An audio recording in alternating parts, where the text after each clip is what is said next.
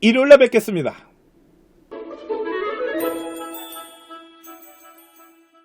2024학년 정시방송 합격을 위한 필수 전략. 오늘 이제 성적표 데이터가 다 나왔습니다. 그래서 수능이 어느 정도 수준이었는지 한번 데이터를 분석해 드리는 시간을 갖도록 하겠습니다. 한번 볼까요?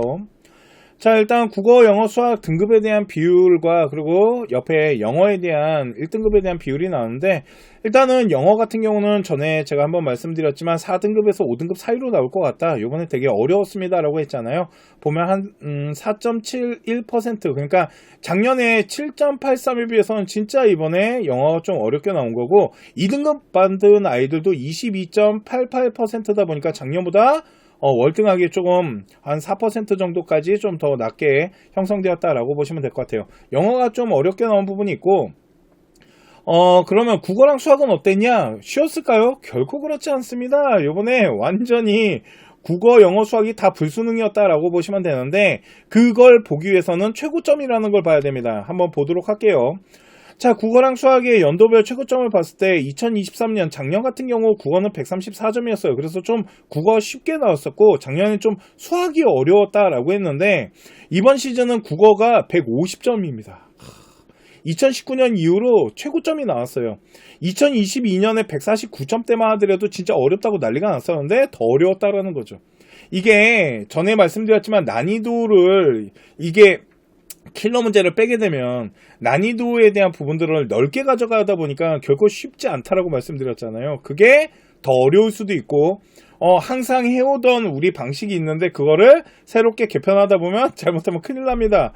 그 큰일이 일어났네요. 수학 같은 경우도 지금 2022, 2023년보다 훨씬 더 어렵게 난 148점이나 나타났다라는 부분. 그러니까 지금 노란 색깔을 보시면은 영어뿐만 아니라 국어랑 수학도 엄청 어렵게 나왔다. 이렇게 되면 표점에 대한 부분이 일단 좀 높아지면서 입결에 대한 부분이 좀 올라갈 수 있는 이런 부분들도 어떤 전제가 좀 깔려 있다라고 보시면 될 것 같고, 요번에 이제 수능 최저를 못 맞춰오는, 특히 영어가 저렇게 됐기 때문에 수능 최저를 못 맞춰서 수시에서 정시로 넘어오는 인원이 생각보다 많아서 경쟁률 체크하는 부분을 좀 봐야 된다라고 보시면 될 것 같습니다. 선택 과목 응시 비율 같은 경우는 일단은 화작이 국어에서는 좀 59%로 좀 높게 형성이 됐지만 엄매를 본 아이들이 좀 증가를 한 부분이 있었고, 수학 같은 경우는 미적에 본 아이가 51%가 넘어요. 반 이상이 이제 미적을 봤다는 소리인데, 저 안에는 사탐을 보면서 미적을 본 아이들도 포함이 되어 있습니다. 그 비율도 높아졌고요. 그 얘기는 화통을 보게 되면 미적 본 아이들한테 수학이 밀린다라는 걸 이제 경험했기 때문에 문과 아이인데도 불구하고 미적을 준비하는 아이들이 조금씩 늘어나고 있다라는 부분도 증명이 되고 있고, 이렇게 함으로써 교차를 좀 막아보고자 하는 이런 마음이 있었겠죠. 이번 시즌에 미적과 화통, 기하에 대해서 점수 분포대를 좀 분석을 해보면은 상위권에서는 좀 교차 지원이 원활하게 좀 이루어질 수 있는 이런 부분들이 형성이 되어 있다라는 점, 요것도 한번 볼 필요는 있겠죠.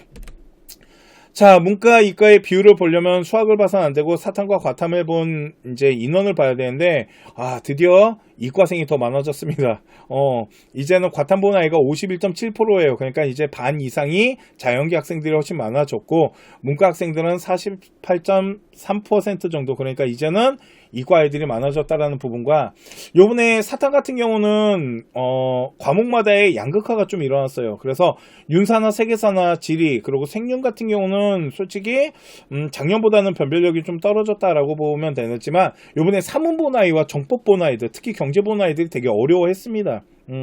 그래서 약간의 과목마다의 좀 표점에 대한 차이가 좀 났지만 어차피 100분위 갖고 변환을 할 거기 때문에 크게 문제가 될까라는 생각은 좀 갖고 있긴 하지만, 저희 컨쇼에서 정시 설명회를 준비했습니다.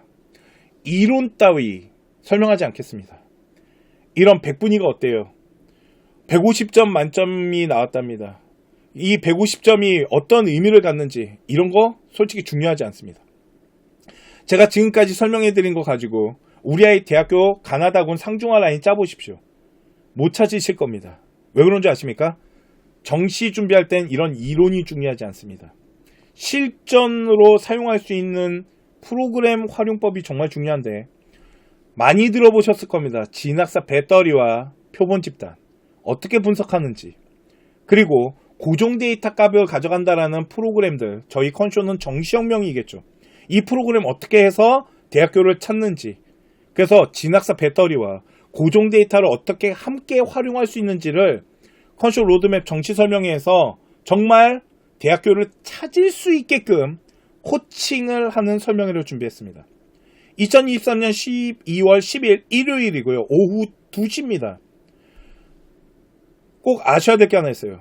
유튜브 입시 설명회가 아닙니다. 요번에 저희 컨쇼 로드맵에서는 줌을 활용한 온라인 설명회를 준비했습니다. 줌은 아시죠? 주소, 티켓이 있어야지 들어올 수 있습니다. 저희 컨쇼 로드맵 홈페이지 공지사항에다가 주소 올려드리도록 하겠습니다. 또한 인원 선착순이 있지 않을까요? 너무 늦게 들어오시면 못 들어오실 수도 있습니다. 컨쇼 로드맵 정치 설명회 12월 10일 오후 2시입니다. 잘 메모해 놓으셨다가 30분 전에 저희가 오픈하면 들어와서 자리 잡으시기 바랍니다. 요번에 사탐은 변별력 없는 과목들이 좀 있었다. 그리고 과탐 같은 경우는 이제 물리랑 화학이랑 생명이랑 지학인데 좀 가채점보다는 확실히 점수대가 조금 더 낮게 형성되는 부분이 없잖아 있고요. 요번에 봐야 되는 건 저 2과목입니다. 그죠? 물투나 화투, 특히 화투 잘 본 아이가 요번에 표점 80점까지 나왔어요. 쉽게 말해서 저 80점짜리가 전국 단위 9명밖에 안 된다라는 거죠. 그러니까 요번에 2과목 본 아이들이 이제 서울대학교를 지원했을 때 좀 유리할 것 같기는 해요. 서울대학교가 요번에 이제 가산점 제도라는 걸 사용하면서 2과목이 필수는 아니지만 만일 2과목 본 아이들한테 가산점을 주기 때문에 저 부분이 조금 역할을 해줄 수 있다. 요런 것들. 그래서 과탐이나 사탐 같은 경우도 요번에 어느 정도의 이제 변별력을 가져가는 데 있어서 어느 정도 위치는 가져갔지만 국어랑 영어랑 수학에 비해서는 그래도 좀 평이했다라고 보시면 될 것 같습니다. 자, 저희가 한번 국어랑 수학에 대한 부분을 가지고 한번 계산을 좀 해봤습니다. 노란 색깔로 나온 부분이 일단은 1등급 아이들이고요. 핑크 색깔이 2등급, 그리고 이제 약간 블루기 나오는 보라 색깔 나오는 쪽이 3등급대 아이들. 요 밑에 이제 데이터가 더 있지만 1, 2, 3등급대로 일단은 분포 데이터를 저희가 한번 계산을 해봤고요. 국어랑 수학 같은 경우는 노란 색깔 영역이 되게 넓게 나타난다는 건 1등급이 되게 많이 벌어지고 있다는 거고, 국어 지금 최고점 보면 150점입니다. 그죠? 150점부터 133점까지가 다 1등급이라는 거고요.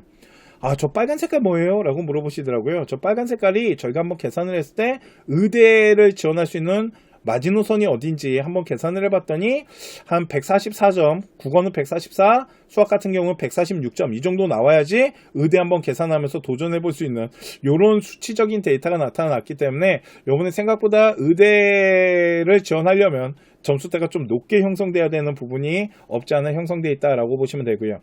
제가 그런 얘기를 합니다. 정시 대학교를 분석하거나 대학교를 찾을 때 100분이나 등급을 가지고 뭔가를 하려고 하지 마시고요. 대학교별로 표점 가지고 다 환산 점수 돌려서 찾으셔야 됩니다. 라고 하는 이유를 잠깐 설명을 좀 해드릴게요. 워낙 질문이 많아서. 자, 국어 분포 데이터를 좀 보시면은요. 저기 지금 표준 점수가 150점부터 142점까지.